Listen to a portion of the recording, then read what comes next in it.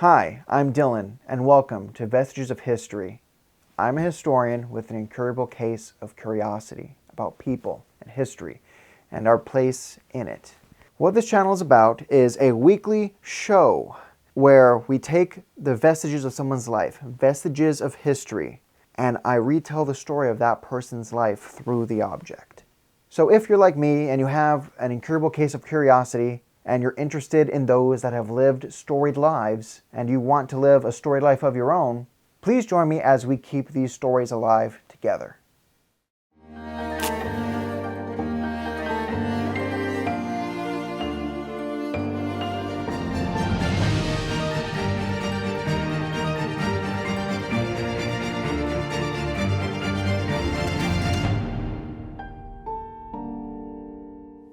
Hello, and welcome to Vestiges of History. My name is Dylan, and I hope to earn your interest and subscription with the story I'm about to share with you today. This story, this person, is why this channel exists. This story represents so many things that are important to me as a historian and as a storyteller. This is a story of a young man who fought for a country that didn't want him and has never come home. So how do we tell this story? We tell this story through the items he left behind. That is a model 1926 summer service coat in a khaki cotton twill with a peak service hat of the same material. In the collector's world, this would be considered a pre- or early war uniform, even though the cotton khaki shirt, trousers, and tie remained in prolific use throughout the war. So where to begin? I went over the uniform with a fine-tooth comb, and I found I, Sasaoka, 30101548, inked into the collar and the hem of the pocket of the service coat and inside the leather sweatband of the hat. Someone had attempted to cover it up with magic markers sometime in its history, but not well enough. And I have been running down leads for this case since 2014, nearly a decade. So who was I, Sasaoka? What's his story? Itsumu Sasaoka was born in the territory of Hawaii on 18 March 1915 in Aiea, Hawaii, on the island of Oahu. He was the son of Takichi and Shiono Sasaoka, both from Hiroshima, Japan. Takichi was born in 1861 and first immigrated to Hawaii in 1887 and worked as a fisherman. Shiono was born in 1876 and immigrated to Hawaii in 1902. Together, they would have 6 children: Masaru, born in 1905, Akira in 1907, Yayako in 1912, Sakayo in 1914, and Itsumu in 1915, with one child not surviving infancy. Takichi was prosperous in Hawaii, owning a business, a higher-end general store with a jewelry and watch counter in Honouliuli. Little is known about Itsumu's childhood, but one can infer that he witnessed tragedy. Akira and Sakayo both died in 1914 after the plague swept through the island. Yes, rats brought that same plague that had ravaged Europe centuries before to the island paradise of Hawaii. His parents chose to return to Japan in the early 1930s, leaving Masaru, who was established and married with a growing family, and Itsumu, his youngest brother. Itsumu, who went by Robert by 1940, was still in school and worked as a laborer around the islands. He was still in high school as reported in the 1940 census at age 23. He attended the Waipahu Continuation School and graduated from there. He registered for the draft on 26 October of 1940, and 11 days prior, on 15 October, the 298th and 299th Infantry Regiments of the Hawaiian National Guard were activated and integrated into the U.S. Army. In the 12 months preceding the attack on Pearl Harbor, approximately half of the 3,000 men in Hawaii were either drafted or volunteered for service were Americans of Japanese ancestry, or AJA, and most were assigned to the 298th or 299th, with some assigned to engineer units. Basic training was at Schofield Barracks on Oahu. On 30th June 1941, Private Itsumu Sasaoka, Army serial number 30101548 of F Company, 298th Infantry Regiment, reported for duty at Schofield Barracks, Oahu. He was part of what would eventually become the 100th Battalion in June of 1942, and was part of the original cadre through that unit's training and travels and baptism by fire in Italy with the 34th Division in the fall of 1943. 5th Army Command wants the 100th to guard supply trains, but a Colonel Turner insists they be committed to combat duty. The 100th is assigned to the 34th or Red Bull Division, which has more battle experience than any other American Army unit at that time. On the 19th of September 1943, the 100th ships out with the 133rd Infantry Regiment of the 34th Infantry Division. On the 22nd of February, the regiment lands on the beaches at Salerno, Italy. The 29th of September is the first day that these Nisei soldiers meet Germans and Italians in combat. October through November of 1943, the 133rd Infantry Regiment, including the 100th, fights a series of battles in several Italian towns and launches attacks on German forces, crossing the Volturno River 3 times. On Friday the 23rd of 1943, Itsumu Sasaoka sustained a shrapnel wound from an enemy Screaming Mimi, which was a German rocket, to his right thigh in combat. This occurred while the 100th attempted to reach Hill 529, west of San Angelo d'Alife, and he was returned to duty 22 days later on Sunday, 14 November. He would find the 100th being pulled off the line and was moved to Santa Maria Oliveto for an 8-day rest after 12 days of near constant combat. Sasaoka would see heavy combat for the rest of the year, and at Monte Cassino in January of 1944, Anzio in March, and on the road to Rome in June. On 11 June, the 442nd had arrived fresh off the boat from the United States. This new regimental combat team, now about 4,000 men strong, crossed the Arno River and captured Pisa near Florence, Italy. In September of 1944, this RCT was sent to supplement the 7th Army in southern France, landing in Marseille on 30 September. When they arrived in France, they met with a wholly different type of battlefield than what they had fought on in Italy. They left behind sweeping prairies with rolling hills dotted with Italian cypress trees and some spare rocky mountains and outcroppings, and found themselves in sheet rain, thick mud, dense old-growth forests with large trees, steep hills and sheer rock faces, all wrapped in a blanket of fog so thick that sometimes men had to patrol within arm's length of each other. To the enemy, this was an invitation to rain down artillery in those forests. Have you ever seen a tree burst? On the 15th of October of 1943, enters the Battle of Brière in the Vosges Mountains, located in northeastern France. After 3 days of fighting, the 100th takes Hill A, which was held by the SS Polizei Regiment, and the 2nd Battalion takes Hill B and enters the town. 2 days later, the 100th captured Hill C, and next the task force is to take and hold a town called Bifontaine, one of the last strongholds before reaching the last battalion. The 100th were in constant battle from the morning of 22 October to dusk the next day. This is an excerpt of Honor Before Glory by Scott McGough. The men had already endured brutal and chaotic fighting. For some men, it was their first week in battle, and some units had advanced farther than others. 100 yards could create a dangerous gap that the Germans might exploit.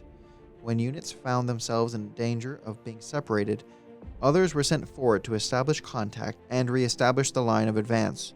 Staff Sergeant Itsumu Sasaoka, Sergeant George Tsuyama, Sergeant Harry Kamikawa, Private William Yamaka, and the rest of their platoon were riding on the tanks to reach a unit that needed to be reinforced before the advance toward Bifontaine could resume. German riflemen first heard the tanks approach and then smelled their exhaust drifting through the trees. Seconds later, they centered their crosshairs on the Japanese-American soldiers as they appeared alongside or on top of their light tanks. Some soldiers flinched when the first shot clanked off a tank. A second later, the force erupted on both sides of the trail. German infantry attacked from all sides. Part of the initial burst ripped into Sasaoka, who had crouched on the last tank of the convoy behind a machine gun. As his uniform turned crimson, he clung onto the tank's machine gun and directed a hail of bullets in the enemy positions in a last desperate attempt to prevent the other members of his platoon from being subject to the lethal enemy crossfire. Weakened by blood loss, Sasaoka fell off his tank, landing hard on the forest floor. Another man took his place and sprayed the forest with suppressing fire. Pistols, rifles, and machine guns grew hot when Tsuyama, Kamikawa, and Yamaka and others returned fire as the firefight intensified. They could have jumped off their tanks toward cover, but most did not. The tanks had rolled ahead as the firefight stretched to more than half a mile. 4 Japanese Americans were knocked off their tanks. No one could afford to stop and come to their aid. The Americans pushed deeper into the forest as night fell. When the trail narrowed and choked off the tank's advance, the reinforcement platoon jumped off and fought through the German positions and reached the other members of the 100th who had been threatened with annihilation. The 100th had lost more than 150 men in the taking of Bifontaine. Itsumu Sasaoka, George Tsuyama, Harry Kamikawa, and William Yamaka were among the losses. Sasaoka, Kamikawa, and Yamaka had been captured by the Germans. No one could find Tsuyama. 22 October 1944. The President of the United States of America, authorized by Act of Congress on 9 July 1918, takes pride in presenting the Distinguished Service Cross posthumously to Staff Sergeant Itsumu Sasaoka, ASN 30101548. United States Army, for extraordinary heroism in connection with military operations against an armed enemy in France on 22 October 1944, near Belmont, France. Staff Sergeant Sasaoka was assigned as machine gunner on the last tank of a task force during the execution of a daring thrust through enemy-held terrain in an effort to relieve a friendly unit that had been surrounded and cut off by the enemy. As the task force advanced over a mountain trail, the enemy opened fire from well-dug-in positions on both sides of the trail. Although seriously wounded by the first burst of hostile fire, Sergeant Sasaoka, displaying a disdain for personal safety seldom surpassed, clung to his machine gun and directed a hail of bullets into the enemy positions in a last desperate attempt to prevent the other members of his platoon from being subjected to the lethal enemy crossfire. Finally, unable to hang on any longer, due to his weakened condition, Sergeant Sasaoka fell from the lurching tank. His magnificent courage and devotion to duty were in large measure responsible for the successful accomplishment of his platoon's mission and for saving the lives of many of his comrades. So what you just heard and saw was the Distinguished Service Cross citation for Itsumu Sasaoka. Outside of the platitudes of great credit for himself and the heroism, I make a distinction between what is considered to be militarily heroic and what is simply being a heroic human. Because we have to remember, these are normal, everyday guys who were placed in an extraordinary position where not only are they fighting for the right to be seen as equal to fight enough for their country, but also effective enough in combat to survive. So in that moment, he's not worried about the DSC or grandeur. In that moment, he's thinking, if I stay on this gun long enough, then these guys, my buddies, who I have been through training with, have laughed with, cried with, shared jokes with, they might get a chance to make it home. The world fell away, and his job was to protect his men. It says in the citation, he saved the lives of his comrades. He stayed on the gun long enough to do that. And after he fell, someone else took up that position. The need to protect while also moving forward superseded any other emotions in that time. I can only imagine, one of his buddies screaming "Sasa" in the battlefield as they were rolling past him because a medic couldn't reach him. It's all of that energy of being seen as unequal, as being seen as not worthy, being compressed into this incredibly hard stone. I don't want to say diamond, but I think you're understanding what I'm saying, is there's all this energy encapsulated in this single moment. And that moment is why I tell these stories. Because, again, he's no different than you or me. And that's why this is important. That's why these stories need to be remembered. Not for the heroism, not for, the braggadocio of it. It's simply because it's a lesson in what we are capable of as humans when we care for one another.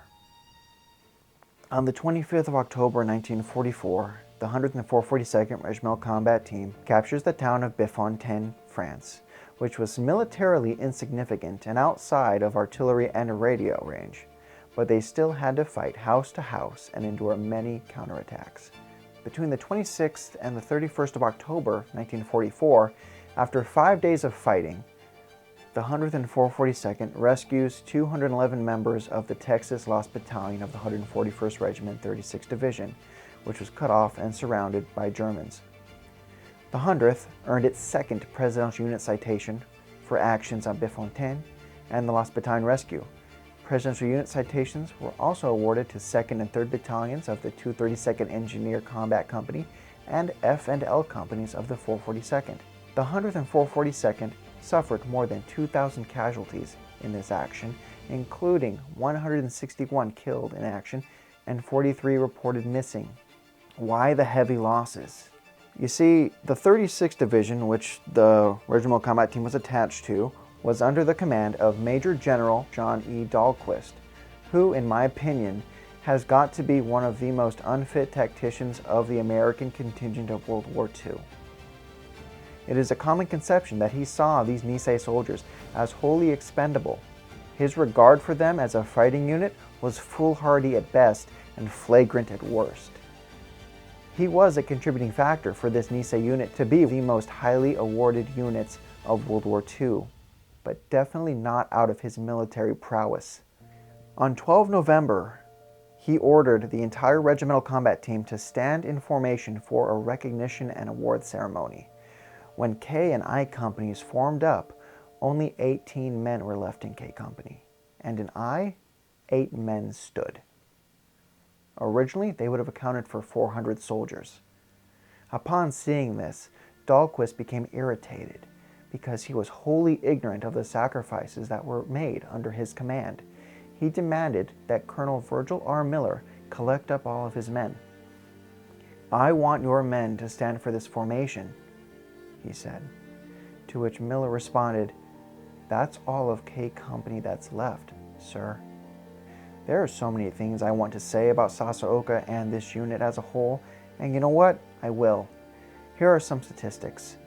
In total, the first 4,000 men that came in April of 1943 had to be replaced 2.5 times, meaning about 14,000 Americans of Japanese ancestry served across the 442nd, being made up of the 100th Battalion, 232nd Engineer Combat Company, and the 522nd Field Artillery Battalion.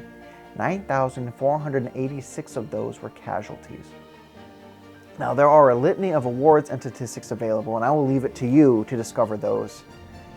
And we will catch up with the next edition on Sasaoka and his story. The details of his death need to be presented respectfully, and I will leave you with this. Always remember, you never know who will tell your story. Live a storied life.